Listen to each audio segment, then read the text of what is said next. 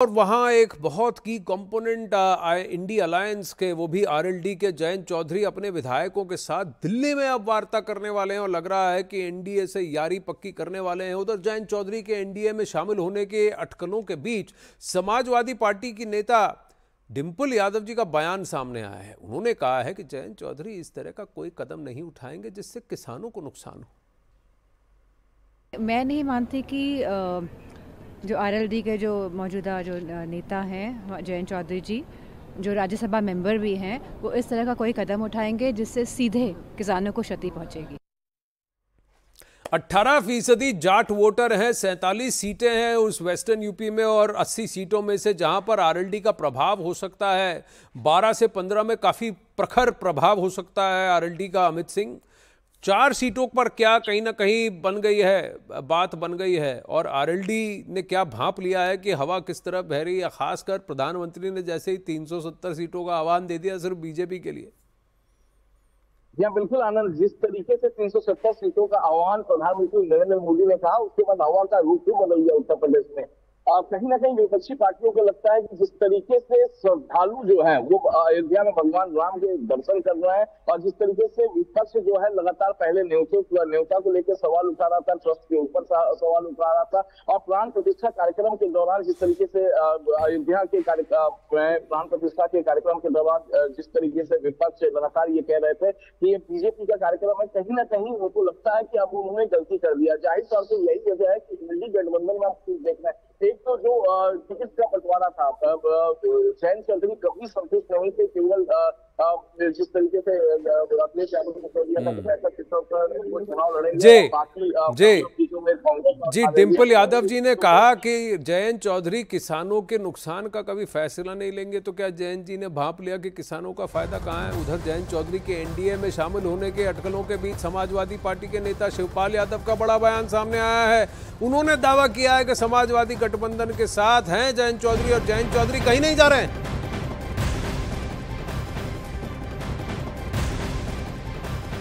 ये जाते हुए रोकने की कवायद है या फिर मुंगेरी लाल के हसीन सपने हैं या फिर हकीकत बयां कर रहे हैं शिवलाल यादव जी, ये तो अभी कुछ ही घंटों में पता लग जाएगा।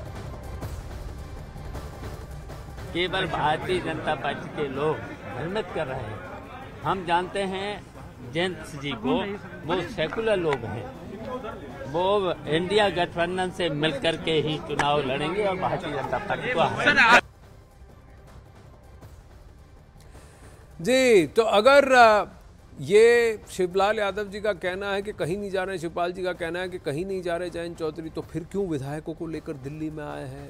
कल रात से ये बातें क्यों चल रही हैं कि भाई देखिए ये तो इंडी गठबंधन से किनारा कर लिए, कन्नी काट ली।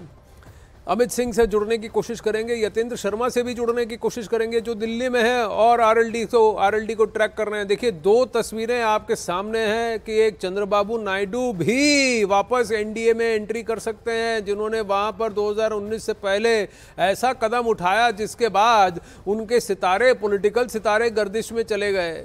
क्या अब वो वापस एनडीए में एंट्री करने वाले हैं? क्या वो बीजेपी के साथ उनकी साठगांठ होगी? क्योंकि वहाँ जगनमोहन रेड्डी के साथ काफ़ी ठीक ठाक अलायंस चल रहा है अभी तक तो बीजेपी का, लेकिन बीजेपी अपना वर्चस्व बढ़ाने के वहाँ कोशिश में क्या फैसला लेगी।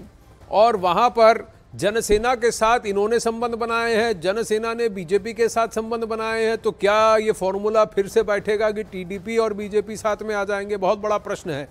एनडीए गठबंधन से जुड़ी इस खबर पर जाएंगे, लेकिन पहले यतेंद्र शर्मा से जानते हैं। यतेंद्र, आज तो काफी सारे बाहुबली दिल्ली की तरफ आ रहे हैं, कोई प्रोटेस्ट करने के लिए आ रहा है तो कोई कंटेस्ट करने की उम्मीद से भी आ रहे हैं। यतेंद्र, अगर सिद्धरामैया और वो लोग वहां प्रोटेस्ट कर रहे हैं तो नीतीश बाबू आए हैं, चंद्रबाबू नायडू जी भी कहा जा रहा है यहाँ आए हैं, जयंत चौधरी तो अपने विधायकों के साथ आए, तो किसकी माने? समाजवादी पार्टी की माने कि अफवाहों की माने? दिल्ली का जो आनंद, दिल्ली आने का ख्वाब सबका रहता है, चाहे वो प्रदर्शन के बहाने से आए, चाहे वो सरकार के जो सहयोगी गठबंधन है वो गलवैयों के माध्यम से आए, लेकिन दिल्ली सबको आना ही है। और जहाँ तक ये खबर बार बार आ रही है कि चाहे आरएलडी की बात हो या टीडीपी की बात हो, तो बिल्कुल बातचीत चल रही है बीजेपी के संपर्क में। वो पुराने सभी सहयोगी दल तो हैं ही, लेकिन नए सहयोगी दल भी उनके साथ आने के लिए तैयार हैं। बस बातचीत चल रही है कि क्या फॉर्मूला होगा, क्या सीट शेयरिंग होगी। आरएलडी की बात है, आरएलडी कह रही है कि 7 सीटें समाजवादी पार्टी के साथ उनकी हुई हैं, तो वो समाजवादी पार्टी के साथ जो 7 सीटें वो उनकी मिलनी चाहिए। हालांकि बीजेपी ने कहा कि वो विलय करेंगे तो ज़्यादा अच्छा रहेगा और उनका सम्मान रखा जाएगा। तो माना यही जा रहा है कि इस पूरी कश्मकश के बीच जो दोनों तरफ से जो प्रेशर टैक्टिक जो चल रही है, तो 2 से 3 सीटें आरएलडी को मिल सकती हैं। और शायद बीजेपी वो सीटें देगी जो सीटें बीजेपी पिछले 2019 के लोकसभा चुनाव में हारी थी। हालांकि यही अंतिम फैसला अंतिम मीटिंग में होगा, अंतिम मीटिंग बाकी है। इसके अलावा टीडीपी चंद्रबाबू नायडू जो पुराने सहयोगी एनडीए के रहे हैं, क्योंकि बीजेपी नेतृत्व को पता है कि जो साउथ मिशन जो मिशन साउथ है, उसके बिना एनडीए का जो नारा है कि 400 पार, वो संभव नहीं हो पाएगा। तो ऐसे में ऐसे लोगों को, यानी कि साउथ इंडिया का जो दल है, उनको एनडीए में लाने का भी अभियान या जो मिशन है वो शुरू कर दिया गया अभी कुछ देर पहले ही। लेकिन आरएलडी में क्या दक्षिण भारत की बात करेंगे, देखिए तेलंगाना में काफी वहां पर बीजेपी उरूज पे ये कहकर के, देखिए भले ही कांग्रेस ने वहां पर विधानसभा चुनाव में जीत हासिल कर ली हो, लेकिन लोकसभा चुनाव में 17 में से 12 या 15 सीटें बीजेपी खींचेगा। आंध्र प्रदेश में थोड़ा सा इनका पाला ढीला है, तो अब यहाँ अगर चंद्रबाबू नायडू आते हैं तो क्या कंडीशंस पे देखने वाली बात हो। लेकिन आरएलडी पे बात करते हैं, आरएलडी पर जयंत चौधरी क्या 4 सीटों के लिए मान जाएंगे? क्योंकि बीजेपी का वर्चस्व और कॉन्फिडेंस इतना है कि महाराज तो कहते हैं कि 80 की 80 सीटें हम जीतेंगे, हमें किसी के साथ की जरूरत नहीं, कोई साथ आना चाहे तो वेलकम है। तो यहां पर अगर आरएलडी आती है तो इस बेल्ट में वेस्टर्न यूपी में करीब 47 सीटें हैं, 12 सीटों पर इनका होल्ड है, तो क्या 4 सीटों पर ये मानेंगे?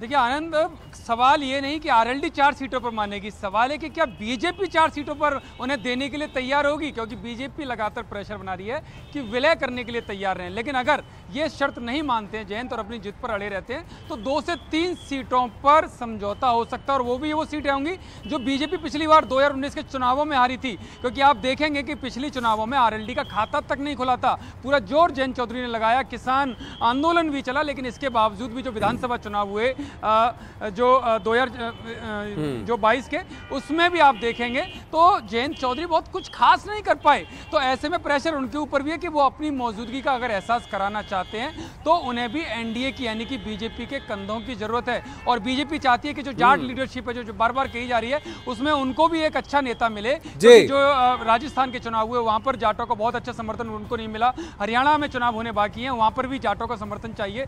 और यहाँ पश्चिमी उत्तर प्रदेश जो कहा जाता है जाट लैंड है, तो ऐसे में वो भी एक चेहरा देख रही है, लेकिन वो ये नहीं दिखाना चाहेगी कि वो किसी ऐसे लीडर जो क्षेत्रीय दल के नेता उनके प्रेशर में आना चाहती है, वो सम्मान के साथ उनको लाएगी। तो जो सवाल वही है कि क्या बीजेपी उनको 4 सीटें देगी, क्योंकि बीजेपी तो लगातार कह रही है कि वो विलय करेंगे, उनका सम्मान करेंगे और उनको अच्छी पोजीशन उनकी रहेगी। तो माना तो वो एनडीए में शामिल होंगे क्या? धीरे धीरे बीजेपी ये कर रही है, कहाँ रीजनल पार्टियां संभाल रहे हैं, नेशनल पार्टी बन जाइए, सब बीजेपी में आ जाइए, बीजेपी में समा जाइए, इस बीजेपी रूपी समुद्र में आप भी डुबकी लगा लीजिए, साथ में हो जाइए, सब मिलकर जीतेंगे। क्या ऐसा होगा? क्या ये मानेंगे आरएलडी के जयंत चौधरी? कैसी बात बनेगी देखने वाली बात है, लेकिन लगभग ये लग रहा है कि वो आगे बढ़ने वाले हैं, एनडीए से यारी करने वाले हैं। चलिए आप दोनों बने रहिए, खबरों का सिलसिला आगे बढ़ाते हैं।